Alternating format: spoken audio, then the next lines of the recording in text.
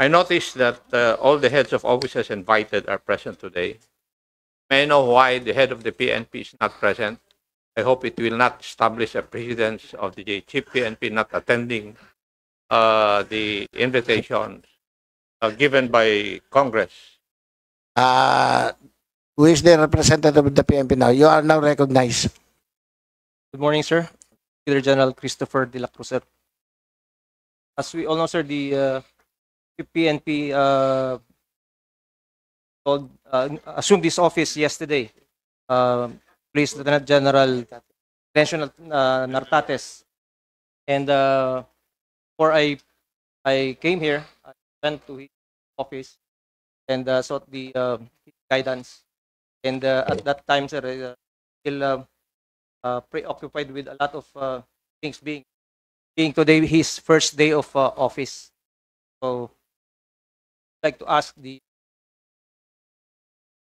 indulgence of the committee.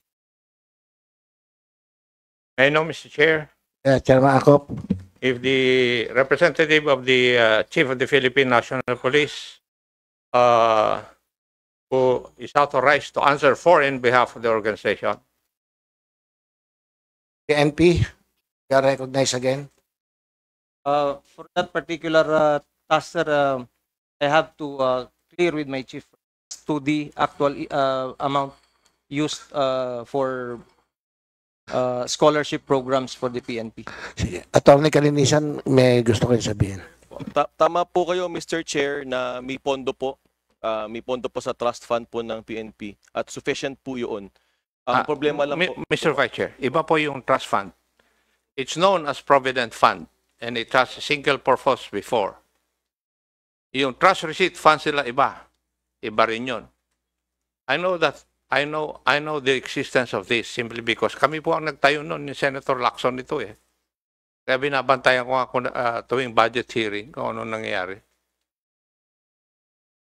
Mr. Chair. Yeah, You may reply. Yes, sir. Just to answer doon sa Provident Fund, there's a certain amount provided for all regional offices na nilo-loan ng mga personnel natin at a meager 3 to 5% interest po. I think yun yung bulk ng Provident Fund is utilized doon. With your indulgence, yun po na yung second purpose. Ginamit nyo na nagbibigay kayo ng loan with a lower rate of interest. Kayo po ang nagdagdag ng purpose na yun. Hindi po yun ang original or number one na purpose. The number one purpose of that Provident Fund is to provide scholarship to your members and their dependents. General De La Cruz, your response, please. Yes, sir. That's correct, sir. Mr. Chair, there's another issue which I would like to raise. Because the PNP has been violating this provision of law at confirmed by NAPOLCOM. I refer to Section 35 of Republic Act 6975. And I would like to quote, to enhance police operational efficiency and effectiveness, the chief of the PNP may constitute such other support units as may be necessary subject to the approval of the Commission, provided that no support unit headed by a chief superintendent or a higher rank can be created unless provided for by law. General De La Cruz. Please comment on that. Thank you, sir. I believe that's been a part, sir, of the proposed Organizational Reforms Act. However, it was vetoed, and until now, sir, it's still pending. But the provisions pertaining to that as to the Police Brigadier General positions for the NSUs is already embedded in the proposed law, sir. Kindly say that again. The issue, sir, on the creation of the additional support units is already a part of the proposed organizational reform bill for the PNP, sir.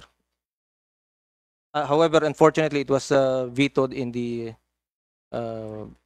19th Congress.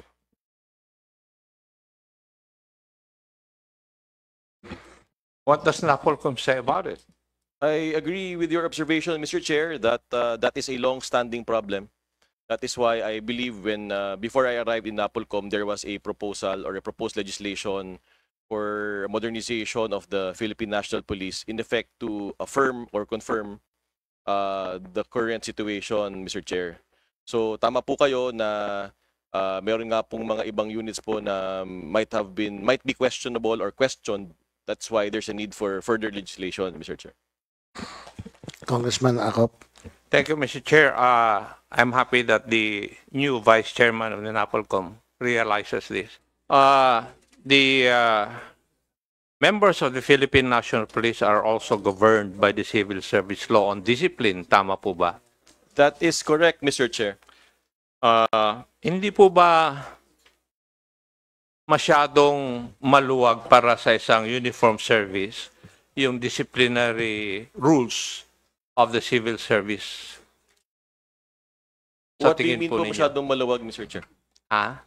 If I may be clarified with the question po, Mr. Chair. Para bang hindi naaangkop yung rules on discipline ng civil service law sa uniform service like the police force? Let's just say, Mr. Chair, there are specific rules that govern the uniform service, particularly the Philippine National Police, and that is currently NAPOLCOM Circular 2016-002, Mr. Chair.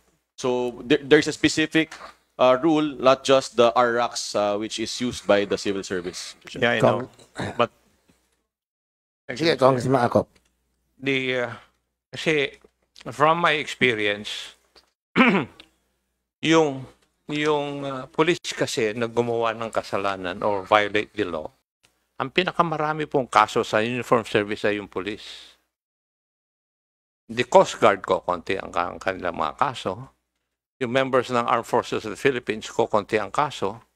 Yung members ng Bureau of Fire Protection at saka Bureau of Jail Management and Penalty ko, konti ang kaso. Would you agree with me that it's, I think, high time for the NAPOLCOM to come up with its own police justice system?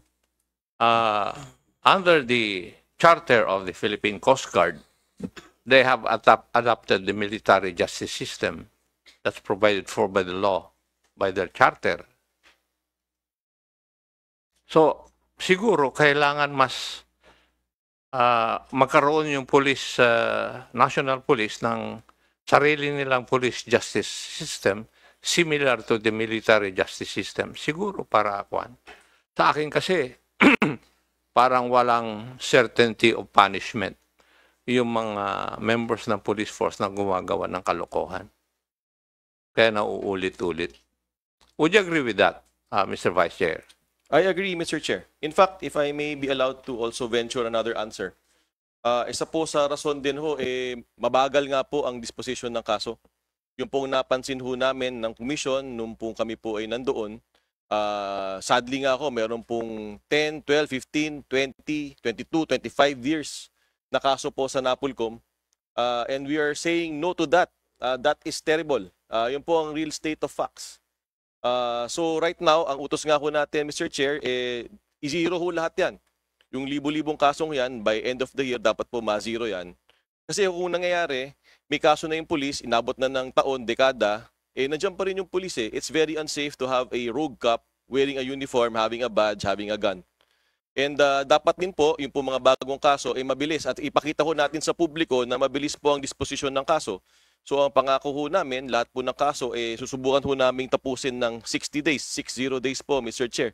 Para ho yung pong mga ganyan, may klaro hong ehemplo na hindi ho po pwede na meron pong mga rogue cop po na nagsusuot ng uniforme. So tama po na may mga kaso nga hong ganyan. While we are for the moral and welfare of our policemen, we also need to discipline erring policemen, Mr. Chair. And speed is also an important aspect or facet of that. Para ho makita ho nila na may kahihinatnan ho sila kapag sila po ay gumawa ng kalokohan, Mr. Chair. Thank you, Mr. Chair. Isa rin po sa inyong legislative priority sa your police welfare and scholarship. Kulang po ba ang pondo ng Philippine National Police for the scholarship of their members and their dependents? Yes, Mr. Chair. In fact, that is one of my personal missions po, being a product of a scholarship myself, Mr. Chair. Ako po'y anak ng pulis. Ako po'y nakatanggap lang ng scholarship, kaya po tayo nakaaral. Ang scholarship po ngayon ng pulis for those killed in action or wounded in police operation. So yun po yung in-adjust po natin from a measly 12,000 pesos, in-adjust na po natin through INAPOLCOM resolution, inakyat po natin to 100,000 plus. Pero ho, yung pong mga scholarships po ng healthy policemen, yun po ang one thing, yun po ang wala. At ang ginagawa ho natin ngayon is we are partnering and we're reaching out to private institutions, Mr. Chair, para magkaroon po na sana ng scholarships po ang mga anak ng police officers na healthy, na wala hong sugat o hindi ho namatay. At sana rin po magkaroon din po ng scholarships po ang mga anak ng mga NAPOLCOM employees po, Mr. Chair. Congressman Acop. Thank you, Mr. Chair. Hindi po ba may share ang NAPOLCOM doon sa trust receipts funds ng Philippine National Police for the scholarship of NAPOLCOM personnel? Tama po yun, Mr. Chair. In Would fact, that not be enough? pwede po magamit din po yun. Pero ang batas din po, Mr. Chair, is for killed in police operations and those wounded in police operations po. So, kailangan ka mo nang mamatay o kaya masugatan para magkaroon ng scholarship. Pag ikaw po healthy policeman, doing patrolling or in your desk, doing whatever, or a NAPOLCOM official o NAPOLCOM employee trying to police the police, at ikaw po yung may anak, wala po kayong scholarship po, Mr. Chair. Thank you, Mr. Chair.